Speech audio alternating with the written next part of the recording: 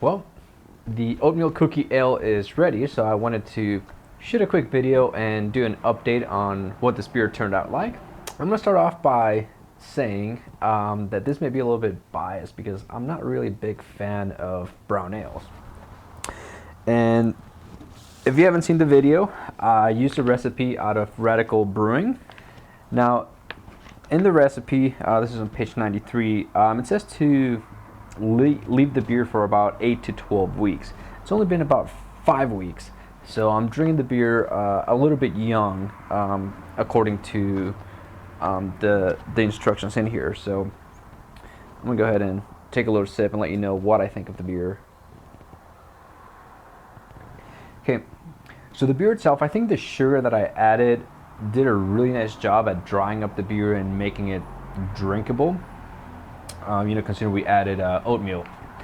Now I think I really get a lot of malty, kind of like a toasty flavor coming out.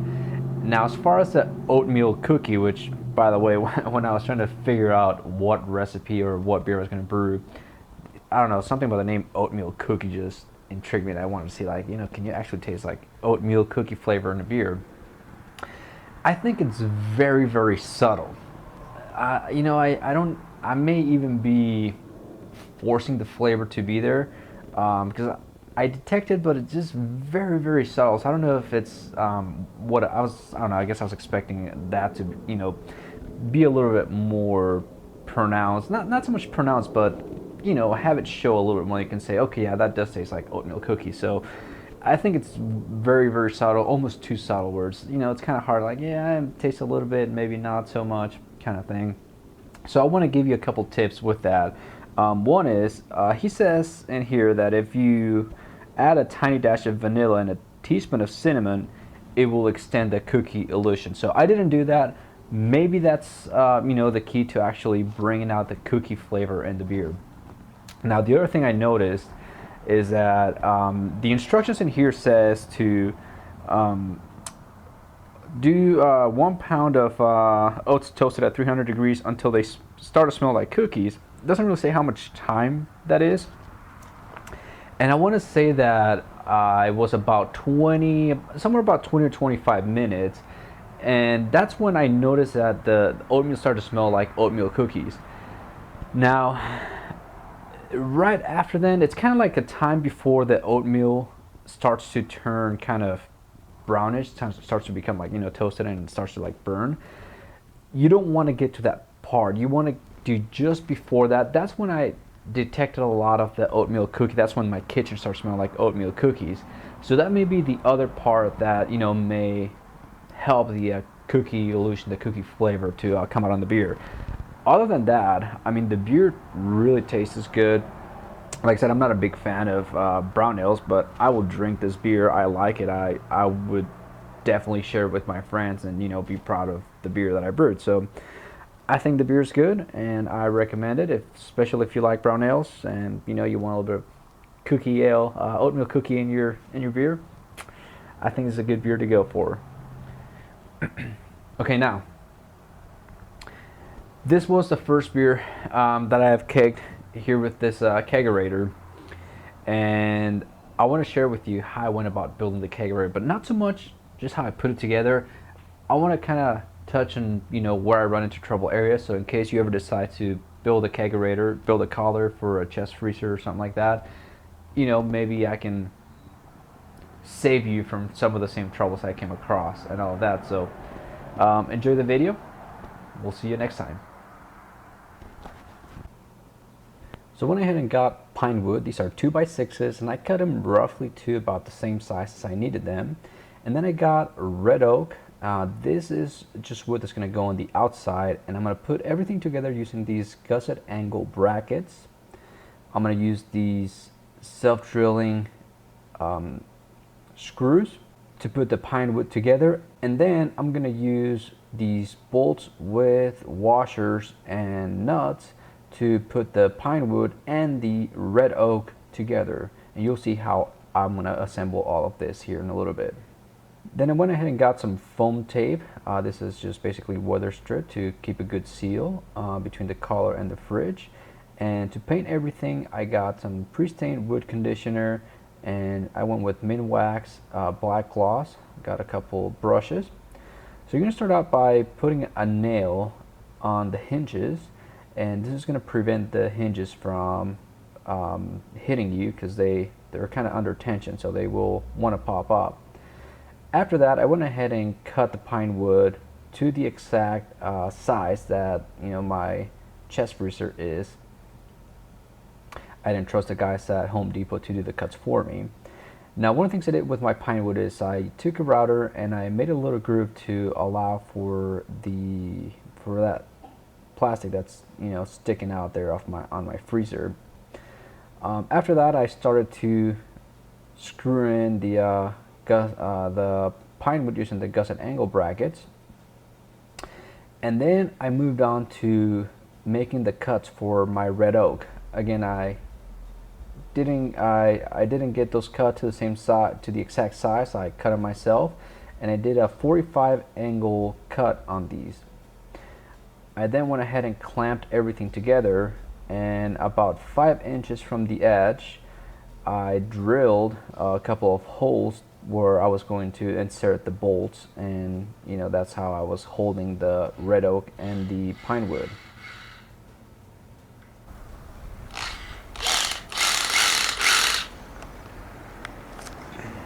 So very simple, just drill a couple holes. The red oak obviously is going to be a bit harder to get through. Once you get past that, it's easy to drill into the pine wood. The spacing on this doesn't really matter much.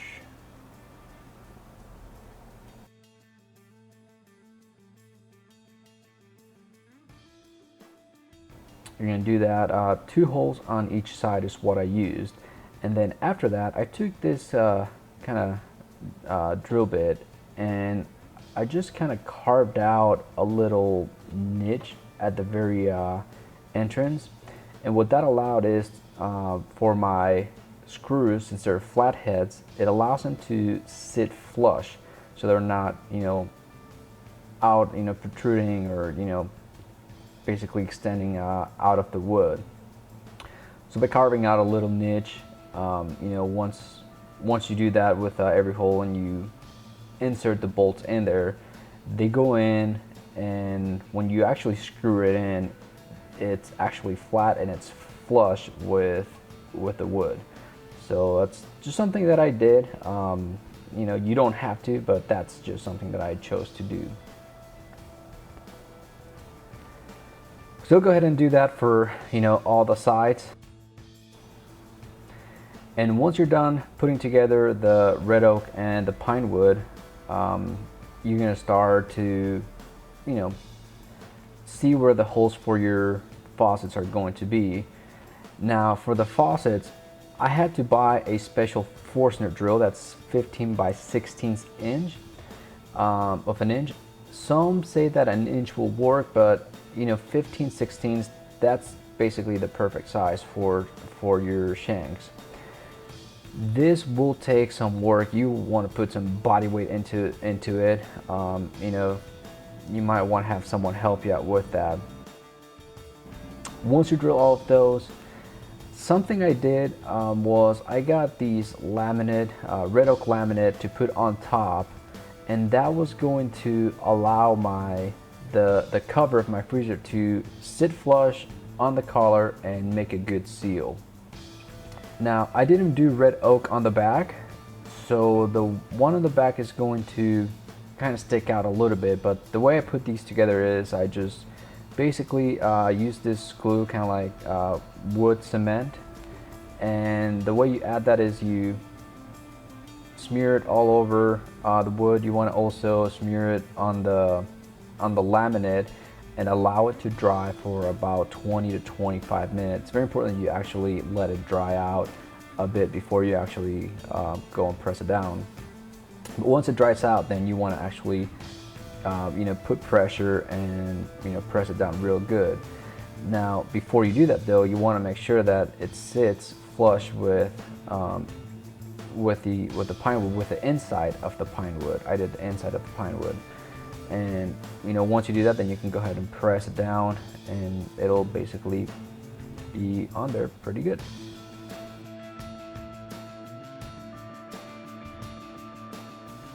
Now, when you're gluing this, you want to actually look for, you know, any spots where it doesn't glue in, because this is not going to be perfect. So whether you find or not, one of the things that I did, you know, I took a router, and there's a special bit that allows you to drill just the top part of the collar, and that basically made the laminate sit flush on both sides, both the inside and the outside. Once you're done with that, you want to start sanding it down, and you're gonna, you know, start preparing to paint. Now, before you paint though, you want to fill in all of your crevices, any crevices anywhere where you see a gap, especially between your laminate and your red oak. As you can see, this side was basically the ugliest one. There was a big gap, and it's just because the collar doesn't sit exactly straight. I was able to get it to sit straight at the bottom, not so much on the top. So I used wood filler to close in all of those gaps, and then I sanded this down again before staining it.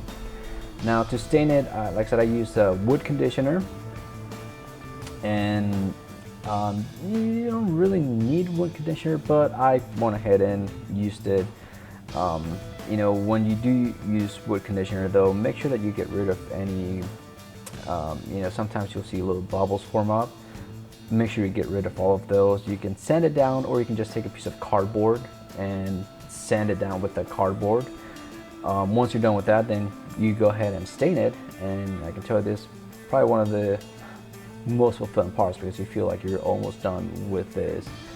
And the way I stained mine, I put a thin layer and let it dry, and then apply the second coat.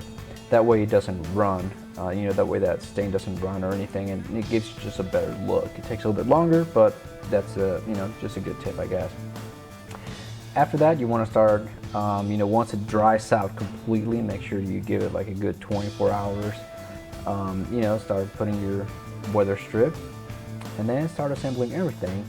Now, my hinges, I went ahead and drilled a hole on my hinge. That way I can use the same screw holes that were on the freezer. I heard someone try to drill a hole into the freezer and ended up hitting a Freon line or something, messed up his freezer, and basically made it useless. And after building the collar, this was a multiple day project for me. I wouldn't want to screw my freezer up like that. So that's pretty much how you assemble it, put it together. This makes a really good seal. After that, you know, if you have manifolds, whatever, I just screwed mine into the back side of my collar. That's basically what it looks like. I attached my temperature control on the outside.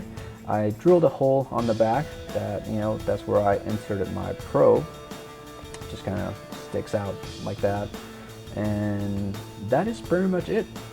That's how I put together my Kegerator. You know, I hope it helps you, and you know, if you want the blueprints, I'll be uploading those onto my website. Hope you like it. Don't forget to share it, like, comment. See you next time. Just randomly combine caramel, malt, hops, and you're fine. Let's do it. All right, that's that. We'll see. We're missing two.